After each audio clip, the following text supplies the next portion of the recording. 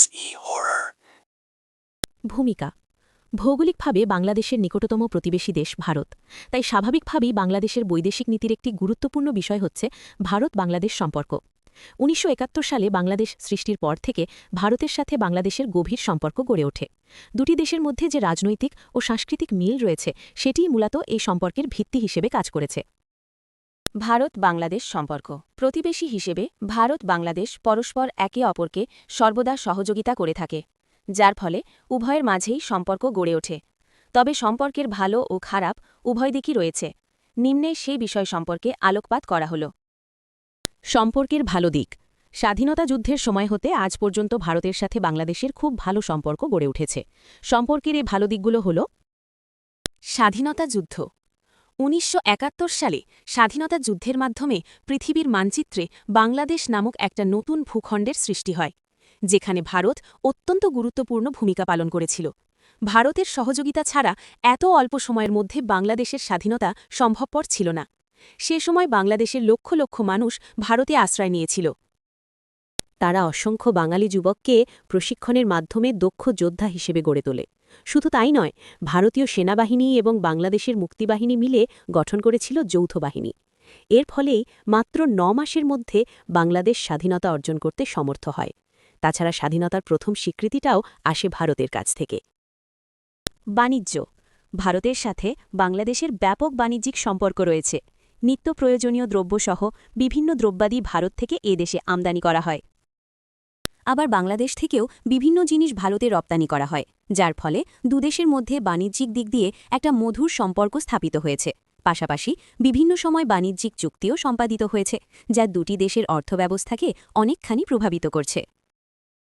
সন্ত্রাস প্রতিরোধ এবং অবৈধ মাদক পাচার রোধ চুক্তি। কোনো সন্ত্রাসী চক্র এবং তাদের সহযোগীরা যদি দেশবিরোধী সন্ত্রাসী কর্মকাণ্ড চালায় এবং তাতে রাষ্ট্রীয় সীমানা ব্যবহার করে, তবে দুটি দেশ প্রয়োজনীয় ও গোয়েন্দা তথ্য বিনিময় করতে পারবে। এছাড়া অবৈধ মাদক পাচার এবং তার অপব্যবহার বন্ধের জন্য চুক্তি সম্পাদন করেছে উভয় দেশ। সেটি ভারত ও বাংলাদেশের সন্ত্রাস দমনে সাহায্য করে।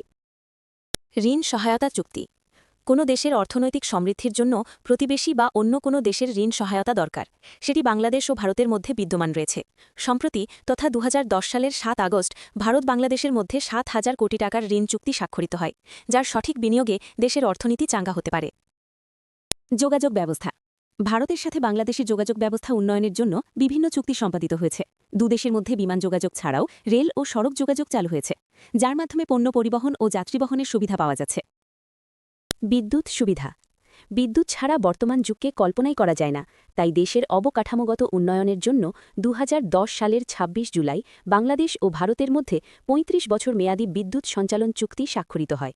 এছাড়া ২০১০ সালের ১২ জানুয়ারি যে ৫০ দফা ঘোষণা দেয়া হয়, সেখানেও বাংলাদেশকে ভারত ২৫০ মেগাওয়াট বিদ্যুৎ দিতে সম্মত হয়। সম্পর্কের নেতিবাচক দিক ভারত বাংলাদেশ সম্পর্কের যেমন ভালো দিক রয়েছে, বিপরীতে খারাপ দিকও কম নয়। উভয় দেশের সম্পর্কের খারাপ দিকগুলো হল: পানি বণ্টন সমস্যা। স্বাধীনতা লাভের পর বাংলাদেশ প্রথম যে সমস্যার সম্মুখীন হয় তা হল পানি বণ্টন সমস্যা।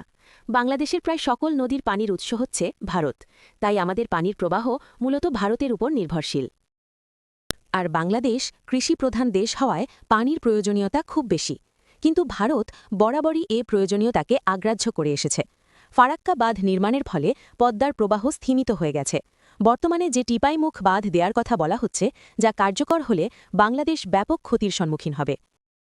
বিএসএফের কর্মকাণ্ড ভারতের সীমান্তরক্ষী বাহিনী বিএসএফ কর্তৃক বাংলাদেশি নাগরিকদের হত্যা নিত্যনৈমিত্তিক ব্যাপার হয়ে দাঁড়িয়েছে।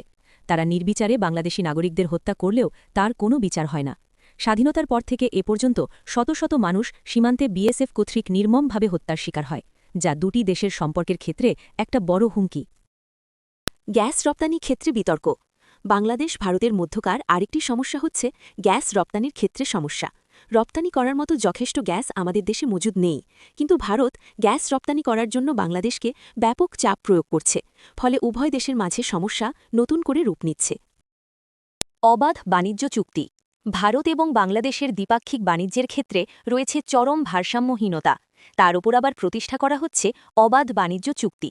এর ফলে ভারতের পণ্য মুক্তভাবে বাংলাদেশে প্রবেশাধিকার পাবে, যে কারণে বাংলাদেশের পণ্য ও শিল্প কারখানা ক্ষতির সম্মুখীন হবে। ট্রানজিট সমস্যা ভারতের পূর্বাঞ্চলীয় যে 7টি রাজ্য রয়েছে তা এক অর্থে বাংলাদেশের ভূমি দ্বারা বিচ্ছিন্ন। এসব রাজ্যে প্রচুর প্রাকৃতিক সম্পদ রয়েছে, কিন্তু সুষ্ঠু যোগাযোগ ব্যবস্থার অভাবে এ সমস্ত সম্পদকে কাজে লাগিয়ে উক্ত অঞ্চলের উন্নয়ন করা সম্ভব হচ্ছে না।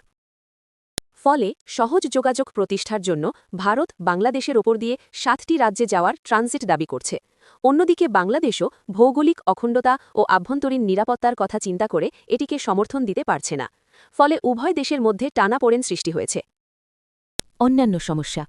উপরিউক্ত সমস্যা ছাড়াও ভারত বাংলাদেশ সম্পর্কে আরও কিছু সমস্যা রয়েছে, যেমন নদী ও সমুদ্র সীমা নির্ধারণ সংক্রান্ত সমস্যা, সীমানা চিহ্নিতকরণ ও ছিটমহল বিনিময় সংক্রান্ত সমস্যা প্রভৃতি। তাদের বিমাতাসুলভ আচরণের আরেকটি বড় উদাহরণ হচ্ছে ক্রিকেটে। বাংলাদেশ প্রায় 1 যুগ আগে টেস্ট স্ট্যাটাস পেলেও প্রতিবেশী দেশ হিসেবে আজ পর্যন্ত একটি পূর্ণাঙ্গ সিরিজের জন্য আমন্ত্রণ জানায়নি। সমস্যা সমাধানের উপায়। ভারতের সাথে বাংলাদেশের বহুবিধ সমস্যা রয়েছে, তবে এসব সমস্যাকে জটিল না করে বরং সমাধানের পথ খুঁজে বের করা উচিত। নিম্নে এরকম কিছু সমাধানের উপায় উল্লেখ করা হল। 1996 সালে বাংলাদেশ ও ভারত সরকারের মধ্যে 30 বছর মেয়াদী গঙ্গার পানি বণ্টন চুক্তি স্বাক্ষরিত হয়। তার বাস্তবায়ন ঘটলে পানি বণ্টন সমস্যা অনেকখানি সমাধান হবে। ভারতের বিএসএফ কর্তৃক সীমান্তে বিনা কারণে হত্যাকাণ্ড ঘটে, তার সুষ্ঠু বিচার হলে এই সমস্যা থেকে নিস্তার পাওয়া সম্ভব হবে। ভারত যাতে আগ্রাসীভাবে কোনো কিছু বাংলাদেশের ওপর চাপিয়ে দিতে না পারে, সেজন্য বিশ্বের শক্তিশালী দেশগুলোর সাথে বাংলাদেশের কূটনৈতিক তৎপরতা জোরদার করতে হবে। ভারত বাংলাদেশের মধ্যে উদ্ভূত সমস্যা সমাধানে জনমত গঠন ও জাতীয় আন্দোলনের ক্ষেত্রে গণমাধ্যমকে মুখ্য ভূমিকা পালন করতে হবে। ভারত যদি বাংলাদেশের সমস্যা সমাধানে এগিয়ে না আসে, তাহলে বিষয়টি আন্তর্জাতিক ফোরামে উত্থাপন করা যেতে পারে। সমস্যা সমাধানে বাংলাদেশ সরকারকেই বড় ভূমিকা পালন করতে হবে, কারণ সরকারের জোরালো উপস্থাপনই বিশ্ব সংস্থার কাছে এদেশের সমস্যাগুলো গ্রহণযোগ্য বলে বিবেচিত হতে পারে। সর্বোপরি পারস্পরিক হিংসাবিদ্বেষ, ক্ষুদ্র দলীয় স্বার্থ ভুলে জাতীয় স্বার্থে বাংলাদেশ ও ভারতকে ঐক্যবদ্ধ হতে হবে, তবেই সমাধানের পথ খুঁজে পাওয়া যাবে। উপসংহার। প্রতিবেশী দেশ হিসেবে ভারত বাংলাদেশ একে অপরের উপর কম বেশি নির্ভরশীল, তাই উভয় দেশের উন্নয়নের স্বার্থে সুসম্পর্ক বজায় রাখা অপরিহার্য। কিন্তু ভারতের সাথে বাংলাদেশের এমন কিছু বিষয় রয়েছে যেগুলো খুবই জটিল। সেক্ষেত্রে স্বাধীনতা ও সার্বভৌমত্বের কথা মাথায় রেখে অত্যন্ত সতর্কতার সাথে বাংলাদেশকে সামনের দিকে পা বাড়াতে হবে।